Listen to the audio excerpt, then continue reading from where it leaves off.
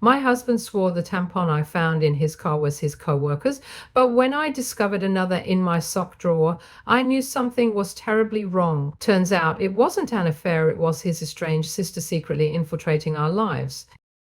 I am a 29-year-old female who has been with my 30-year-old husband for 7 years, married for 4.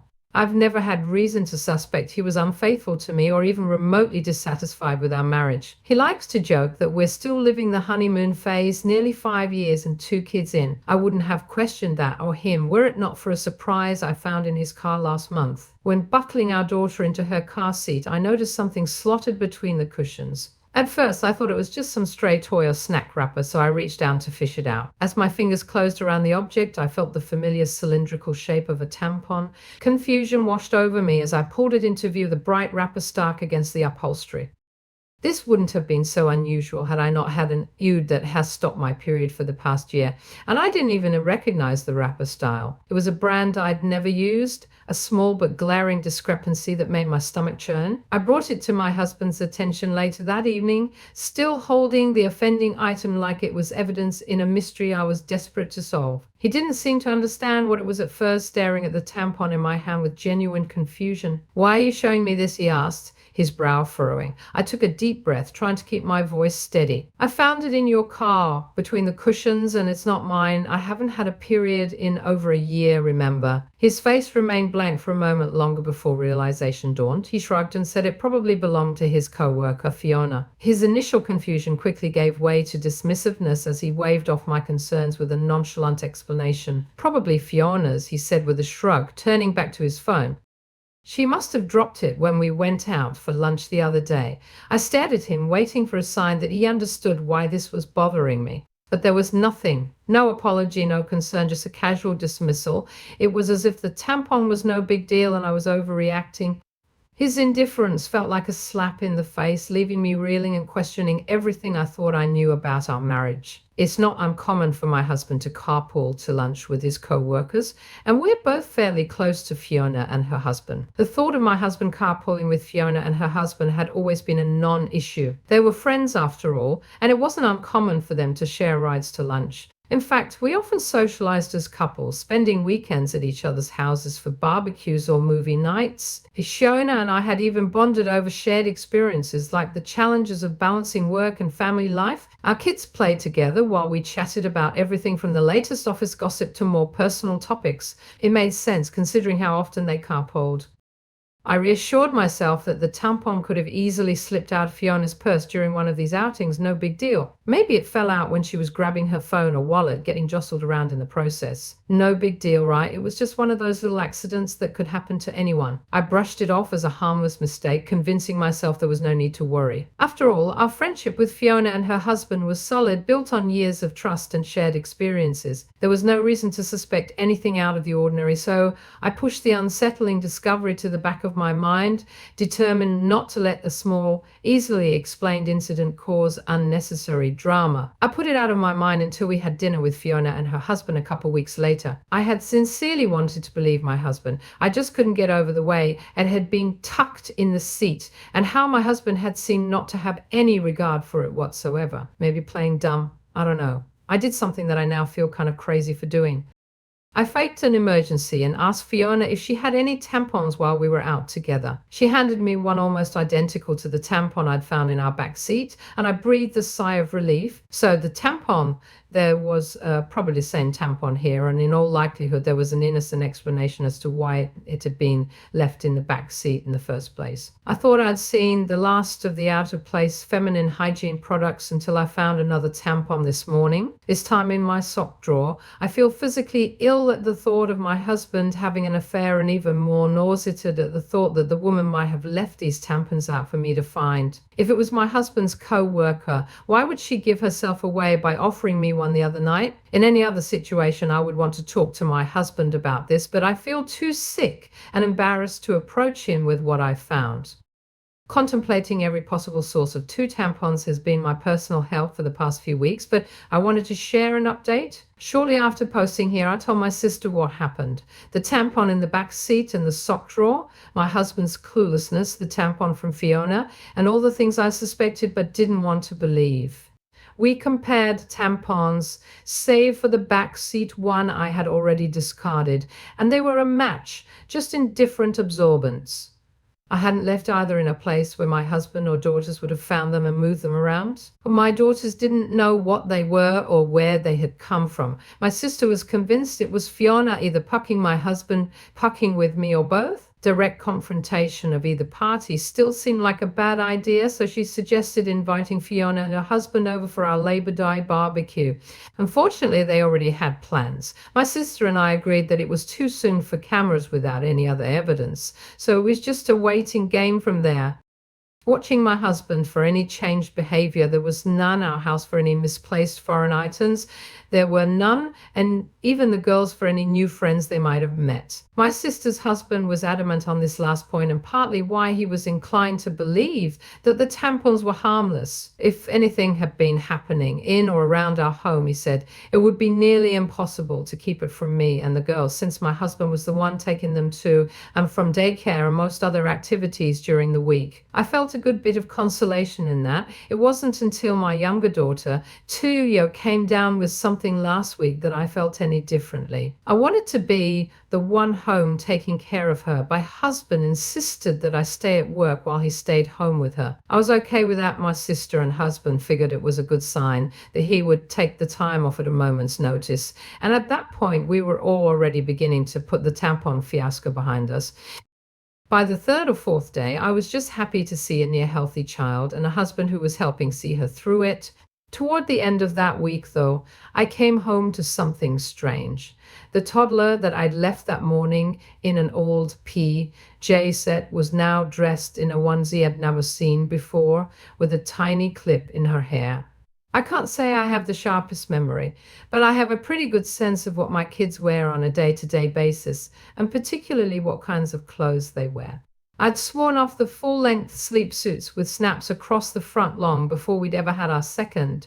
The long snaps are just a pain in the ass and a no-go for efficient diaper changes, Imo. It's just not something I would dress her in, and my husband knows as much. He doesn't plan for or buy the girls' clothes, and he certainly doesn't accessorize them, so I was bewildered and kind of floored at the thought of someone around our sick child without my knowledge. I didn't think twice, and I went straight to my husband to ask if anyone had been over to see him or the girls. He seemed confused, like before, and asked me why I would think that. It had just been him and the kids all day. I asked him again if someone had so much as stopped by to say hello, and he denied it. He told me to calm down. I might have lashed out and come forward with the accusations right then and there, but our older daughter was in the room and she sensed something was up. In a calmer voice, I asked him a third time if anyone had been around our children, and my husband swore that the girls hadn't been around anyone but him. He also denied buying new clothes or doing anyone's hair. With our daughter and my emotions all over the place, I decided to leave it. I couldn't make sense of it then, and it hardly seems clearer now after I've driven myself half crazy with explanations that aren't adding up. After nearly losing my mind over a hair clip and a onesie, I realized I wasn't getting anywhere with the accusations and half-baked guesswork. I'd gotten so absorbed in the paranoia and misery of my situation that I wasn't sleeping, eating, or caring for my kids the way I should have been. And I wasn't getting the answers, so I decided to pull the trigger on the hidden cameras and have them shipped to my sister's house, with my brother-in-law agreeing to help with the install setup over at mine. Before the cameras were ever delivered, though, I got my long-awaited confirmation last week.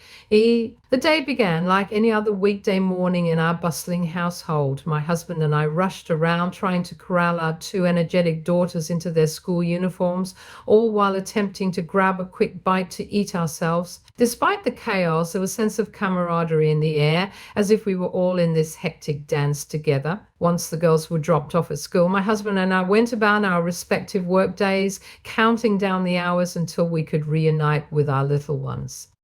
But there was a strange feeling that I couldn't shake off, no matter how hard I tried, and it only intensified when I received a notification on my phone while at work. A ring notification, motion at the front door. I clicked on the video clip, half expecting to see the usual delivery person or neighbor passing by. But what I saw left me stunned. There on my doorstep was a young woman leading my daughter into the house, hand in hand, with my husband and other daughter close behind them. My heart hammered in my chest as I watched, my mind struggling to comprehend what I was seeing. The girls were supposed to be in daycare and my husband was at work. The woman, as far as I knew, was living 2 states away with a court order keeping her there. Yet here she was in our home with my husband and children. A wave of panic washed over me as I scrambled to make sense of the situation. Was this some kind of mistake, a misunderstanding, or was there something more sinister at play? I felt a knot form in the pit of my stomach as I realized that the answers to my questions might be far more troubling than I ever could have imagined. I stared at the screen in disbelief, the blood pounding in my ears as I watched the unthinkable unfold before my eyes. There, on the footage captured by a Ring doorbell, was a scene straight out of a nightmare. A woman I hadn't seen in years, leading my youngest daughter into our home hand in hand, with my husband and older daughter trailing behind them. The shock of the moment rendered me momentarily speechless. How could this be happening? The girls were supposed to be at daycare and my husband at work, yet here they were, entering our house with a woman I never thought I'd see again, my sister-in-law. My initial reaction was one of sheer disbelief, a desperate hope that there must be some kind of mistake, some innocent explanation for what I was witnessing. But as the reality of the situation sank in, a wave of anger surged through me like a tidal wave, threatening to consume everything in its path. With trembling fingers, I reached for my phone, my heart pounding in my chest as I dialed my husband's number. I needed answers, and I needed them now. But as the phone rang on the other end, there was no response. I immediately called my husband to ask him what the fuck this woman was doing in our house. He didn't answer, so I texted it to him. Even in his stupidity, he probably realized he had messed up by going through the front door, knew I had gotten the Ring notification, and wanted to delay the inevitable. By the 5th or 6th subsequent call, though, he did pick up. The woman on the camera was my husband's sister. As I would come to find out later, she was the likely source of both tampons, the onesie and the bow. She is also registered as an individual with a history of abuse and a recovering addict who spent the better part of her adolescence and young adulthood coercing the silence of another of my husband's family members after she had abused them. I hadn't seen or heard from her in years, and from the way my husband talked about her, I didn't expect I ever would. But here she was in our house with our children. It wasn't just the shock of seeing her after years of silence that left me reeling. It was the realization of what her presence in our home meant. My sister-in-law, fresh off another stint in rehab, was the last person I expected to find sneaking into our lives, especially under such clandestine circumstances. The gravity of the situation hit me like a ton of bricks. This wasn't about a random tampon or a harmless mistake. It was about deception and betrayal at the deepest level. Suffice to say, I was livid. It wasn't an affair at all, and still somehow infinitely more disgusting knowing who it was and why all of this had been happening. Apparently, my sister-in-law had wanted to reconnect and make amends with people she'd hurt, and my husband was high on that list. The irony of her attempts at reconciliation through deceit and intrusion was not lost on me. My husband didn't want me to know, or worse, try to keep her family, our children, away from her, so they'd been meeting in secret, often at our house when I was at work. They would enter through the garage in my husband's car, so the Ring camera at the front door wouldn't tip me off. The level of planning and secrecy involved made my skin crawl. She spent the night on a weekend I had been on a business trip and slept in our bed. The very thought of her in our home, in our bed, made me feel violated. She babysat our girls on a night my husband told me he had dropped them off at his parents'. The casual way he had lied to me, the ease with which he had kept this secret, made me question everything I thought I knew about him. She bought the girls' clothes and dressed my youngest in the onesie and bow that my husband had promised in his life I had dressed her and myself. The image of my daughter in that unfamiliar outfit, a tiny clip in her hair, now felt like a haunting reminder of the betrayal that had been unfolding right under my nose. And yet when I turned to my husband for reassurance, for a glimmer of hope in the face of uncertainty, all I found was disbelief and denial. He brushed off my concerns with a casual shrug, insisting that it was all in my head, that I was overreacting to a series of harmless coincidences. My husband swore this was all in my head, the tampons, the onesie, the bow, and all the rest. He was perfectly content to watch me agonize for weeks over a woman he insisted didn't exist, shrugging off each progressively more unsettling discovery like it was news to him and telling me I was being irrational. He insinuated that I was experiencing postpartum depression 2 years after I'd given birth. 4 years later, I told him that one of my biggest fears for motherhood was to suffer from PIT like my mother had with me, to not be fully present for our babies and be left with a world of guilt and regret as they grew older. But as the weeks stretched into months and the truth remained stubbornly elusive, my patience wore thin, replaced by a simmering rage that threatened to consume me whole. How could he dismiss my fears so callously, to gaslight me into doubting my own sanity? How could he stand idly by as our family teetered on the brink of collapse? He told me I wasn't sleeping enough, that I missed the girls too much, that I needed to take a step back and reevaluate the state of my mental health. I gave him the benefit of the doubt because he was my husband and because no other version of events made sense. Now, after a month of this mind fuck, I have nothing to show for my trust but this pathetic situation and a lot of anger. My husband failed to explain himself. And when confronted, he stammered and stumbled over his words, offering half-hearted excuses that made no sense. He muttered something about trying to protect me from unnecessary stress, about his sister just wanting to make amends, but his words were disjointed and unconvincing. Each excuse was more implausible than the last, a desperate attempt to cover up the truth. His evasiveness only confirmed my worst fears. The man I had trusted and built a life with was now a stranger to me, hiding behind a facade of lies and deceit. I watched as he avoided eye contact, his shoulders slumped in defeat. The weight of his betrayal hung heavily in the air, a palpable presence that neither of us could ignore. There was no reasonable explanation for his actions or for the deceit that had tainted our marriage. Every time he opened his mouth, I could see the panic in his eyes, the realization that he had been caught and there was no way out. His silence on certain points spoke louder than any words ever could, revealing the depth of his dishonesty.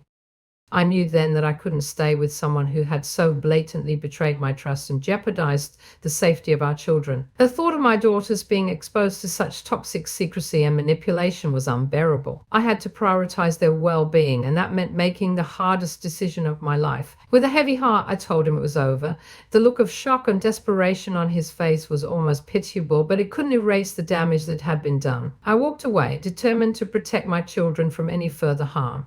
I decided to end the relationship and file for divorce. The decision was both heartbreaking and empowering. It was devastating to acknowledge that our 7-year journey together had come to such a bitter end, but it was also liberating to take control of my life and prioritize my well-being and that of my children. The divorce process was long and grueling. Each step felt like a new battle in an endless war. There were countless court sessions, each more draining than the last, where I had to relive the pain and betrayal over and over again.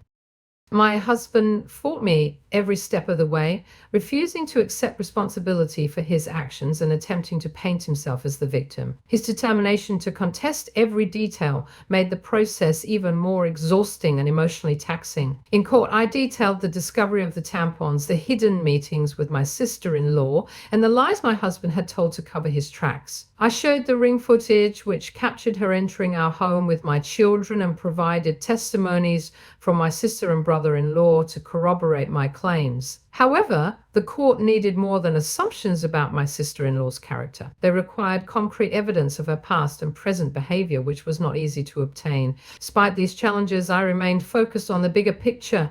I emphasized my husband's deceit and the breach of trust, which were undeniable. The court recognized the complexity of the situation and the emotional turmoil it had caused. After months of legal battles and countless court sessions, the court ruled in my favor. I was granted primary custody of our daughters, with my husband receiving supervised visitation rights. The judge acknowledged the need for a stable environment for the children, considering the deceit and the potential risks involved. Looking back, this ordeal taught me several valuable lessons that I hope others can learn from. Trust is the foundation of any relationship, and once it's broken, it's incredibly difficult to rebuild. Always listen to your instincts. If something feels off, it probably is. Communication is key. Address issues head-on rather than letting them fester. Most importantly, never settle for less than you deserve. My children and I deserve a life free from deception and betrayal, and I am committed to building that future for us. In your opinion, what do you think about this story? Please leave your comment below to let me know.